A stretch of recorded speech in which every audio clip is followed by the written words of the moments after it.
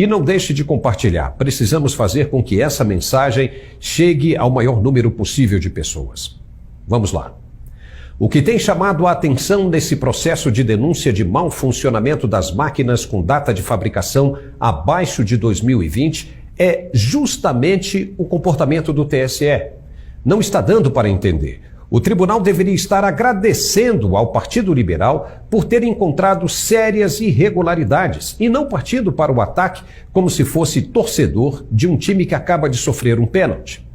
Se o TSE prima mesmo pela lisura, independência e avanço tecnológico de todo o processo, deveria estar batendo palmas, pois as anomalias foram identificadas. Olha só que coisa extraordinária.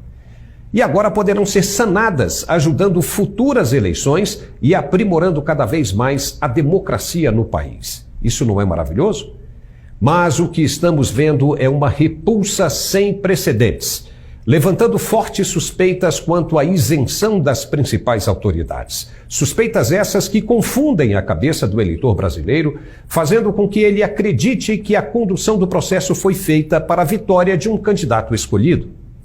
O tribunal está bufando de raiva porque os engenheiros encontraram irregularidades, pois os dados que foram apresentados não poderão ser contestados, porque foram fornecidos pelo próprio TSE. Ou seja, eles realmente estão lá. Então, de fato, houve as irregularidades técnicas das máquinas em questão, as mesmas que foram defendidas por aquele apresentador daquela emissora de televisão. Lembra disso? Está atestado que as eleições brasileiras são limpas e são transparentes e que as urnas são auditáveis. Isto posto, eu lhe pergunto mais uma vez.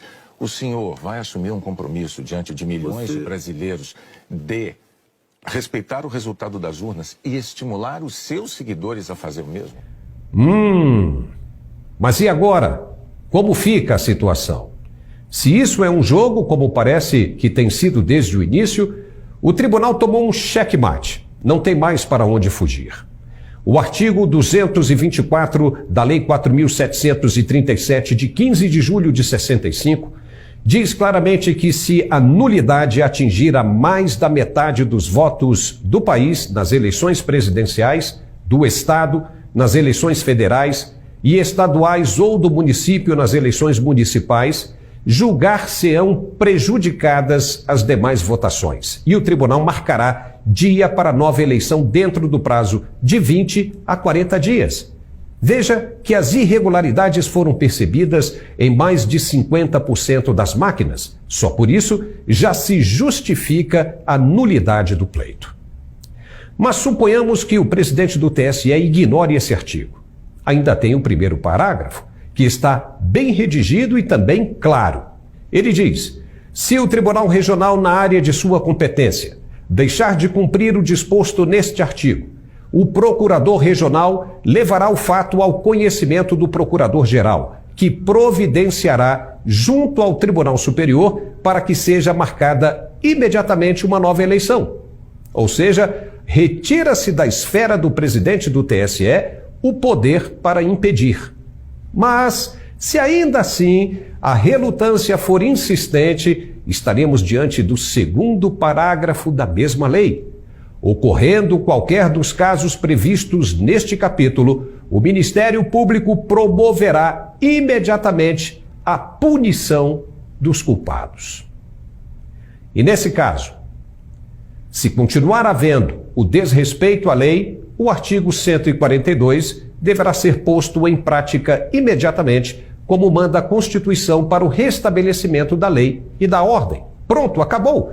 Não tem mais para onde analisar. Se a democracia existe ainda no Brasil, por mais fino que seja o fio de esperança, as leis deverão ser respeitadas. Nós vivemos um regime de república presidencialista e não o imperialismo absoluto, onde se põe à força uma medida e se obriga a cumpri-la a qualquer custo. Não é assim. O presidente do tribunal deu um prazo de 24 horas para o PL apresentar as denúncias referentes ao primeiro turno. Caso contrário, segundo ele, iria indeferir o processo. Mas como assim? Não pode? O objeto de denúncia se refere a uma questão específica. Ninguém está trazendo para os autos o primeiro turno. Isso seria outra questão. O tribunal não deveria associar uma coisa a outra, são duas ações independentes. Ele deveria julgar sobre a que chegou em suas mãos e não condicionar o ato a uma questão que não foi aventada. E se ele pedir os documentos das eleições de 2014, por exemplo, como vai ficar? Entendeu a questão? É a mesma coisa. O fato existe, as irregularidades aconteceram e a verdade é que o tribunal terá de dar conta desse processo. O indeferimento não é cabível, sob pena do que está previsto no artigo da lei que mencionamos agora há pouco. E lembrando que o Supremo Tribunal Federal, na defesa das urnas contra o voto impresso no Congresso Nacional, disse que a quebra do sigilo de apenas um único voto já seria inconstitucional e mais do que suficiente para se anular o resultado de um pleito inteiro. Nesse caso, de acordo com o relatório da denúncia que foi apresentada, foram cerca de 100 mil violações.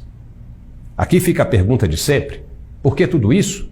Não seria mais fácil entregar os códigos-fontes, que nem são mais tão importantes assim, e contribuir para a transparência cristalina, evitando o pior que poderá acontecer?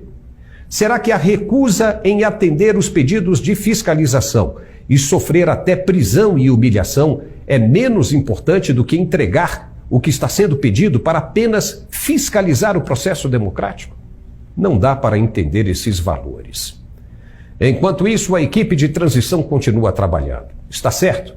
Mas até quando? Pois o processo ainda não está terminado e, dependendo do andar da carruagem, é plausível dizer que a qualquer momento o senhor Geraldo Alckmin poderá voltar para casa e os 14 partidos que compõem a base de governo do presidente até então eleito também voltarão para suas origens. E nenhum cidadão com sã consciência, seja de direita ou de esquerda ideológica, poderá dizer que foi um golpe. Negativo. Tudo está acontecendo dentro das quatro linhas. E não haverá legitimidade para contestações caso o fato venha a se confirmar. Uai, seu app de vídeos curtos.